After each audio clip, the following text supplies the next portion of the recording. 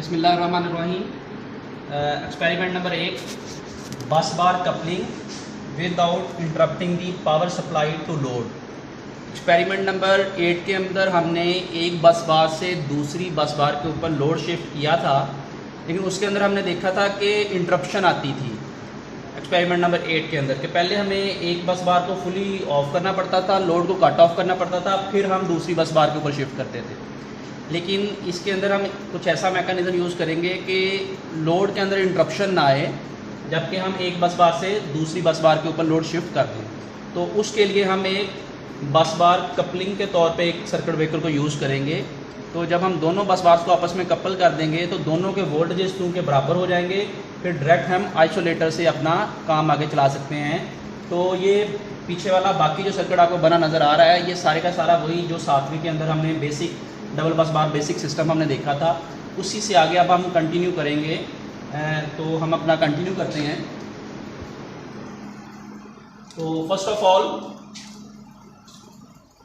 हम अपने जो आपका बस बार कपलर है उससे कनेक्शंस करते हैं। ये बस बार 1 का फेज़ 1, ये पहले दोनों बस बार्स के वोल्ट मीटर लगे हुए हैं, जैसा कि एक्सपेरिमेंट नंबर 7 के अंदर ये सारे का सारा सर्किट हमने डिज़ाइन किया था। फिर बस बार 1 का फेज़ 2 सर्किट ब्रेकर की लेफ्ट साइड के ऊपर, इसी तरह बस बार 1 का फेज़ 3 सर्किट ब्रेकर की लेफ्ट साइड पे फेज़ 3 के ऊपर। इस वक्त ये सर्किट ब्रेकर ऑफ है, डेफिनेटली हम कनेक्शन कर रहे हैं तो ऑफ सप्लाई के अंदर करते हैं।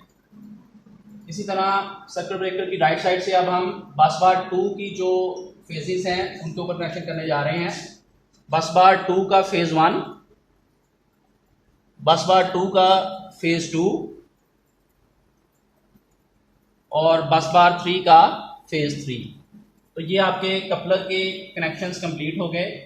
जब हम इसको ऑन करेंगे तो दोनों बस बार आपस में कपल हो जाएंगी।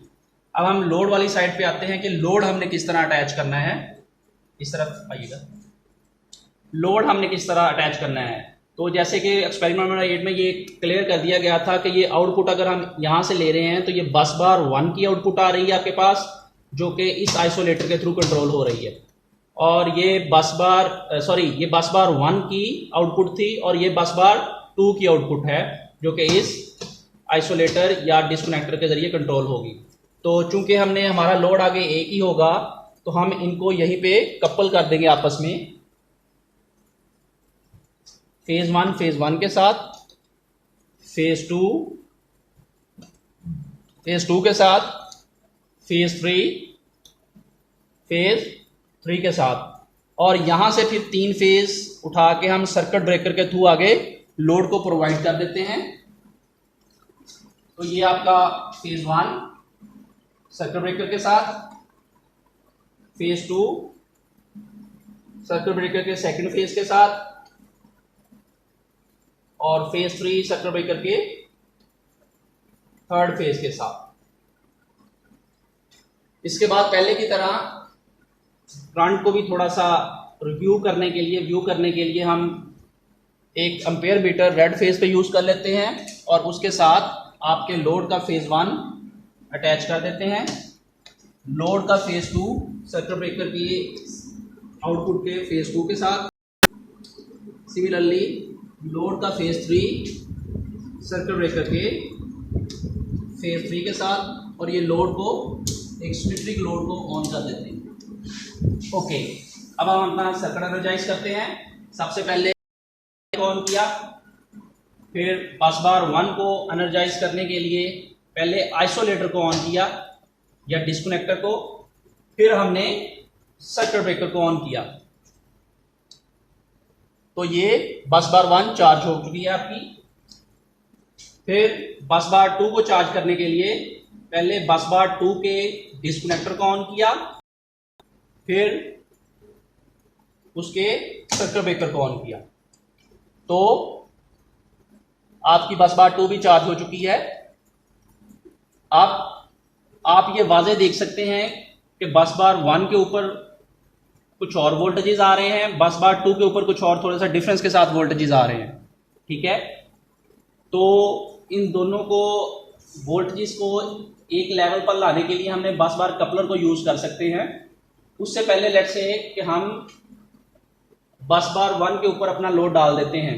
ठीक है, तो बस बार 1 के ऊपर लोड डालने के लिए पहले बस बार 1 का जो आपका डिस्कनेक्टर है उसको हम ऑन करेंगे, और फिर जो सर्किट ब्रेकर है जिसके थ्रू होते हुए लोड को जाना है आपका करंट, उसको ऑन करेंगे। उसको हम जैसे ही ऑन करते हैं तो करंट हमारा फ्लो होना शुरू हो गया है।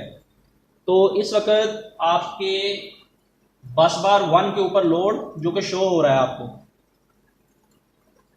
ओके, अब हमारा जो मकसद है आज के एक्सपेरिमेंट का वो ये है कि ये जो लोड हमारा चल रहा है ये इंटरप्ट ना हो, ये एज इट इज चलता रहे और हम अपना लोड बस बार 1 के ऊपर शिफ्ट कर दें।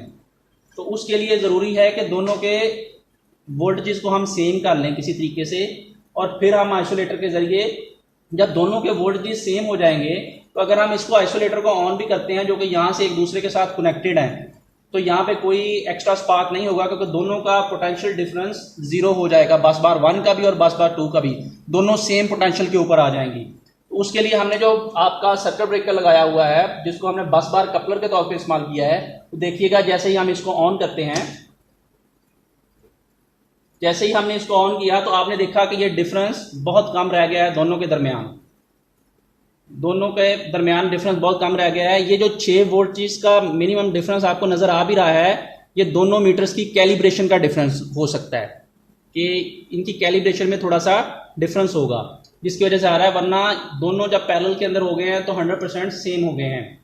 तो अब हमें यहाँ पे स्विचिंग करने में कोई आर नहीं है, तो हम क्या करेंगे, आप इस करंट के ऊपर भी नज़र रखिए साथ साथ कि ये करंट जो कि बस बार 1 के ऊपर है, ये जैसे ही मैं बस बार 2 का भी मैंने अब आइसोलेटर ऑन कर दिया है तो ये बस बार 2 के साथ भी अटैच हो चुका है और यहाँ पे कोई इंटरप्शन नहीं आई। और अब मैं बस बार 1 का जो डिस्कनेक्टर है उसको ऑफ कर दूंगा, तो यहाँ पे स्टिल कोई इंटरप्शन नहीं आई थोड़ी सी भी।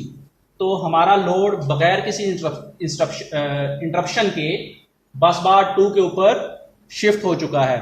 और अब आप देख सकते हैं कि ये बस बार 2 के ऊपर शिफ्ट हो चुका है। अगर अब हम चाहें बस बार 2 के ऊपर शिफ्ट करने के बाद तो अपना जो दोनों लाइंस को कपल किया था, तो बस बार कपलर को अगर आप ऑफ करके देखेंगे तो फिर से ये डिफरेंस बढ़ गया है।